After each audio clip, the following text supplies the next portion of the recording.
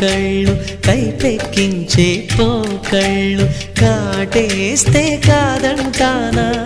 ఇప్పుడైనా వయసేమైనా సొగసేమైనా మరపించే మనసేమైనా నవ్వు నవరాత్రి నీ కోసం తీసుకువస్తున్నా మైనా ఏమైనావే మన్మథ మాసం అయినా ఎంతైనా ఇది మెత్తని మోసం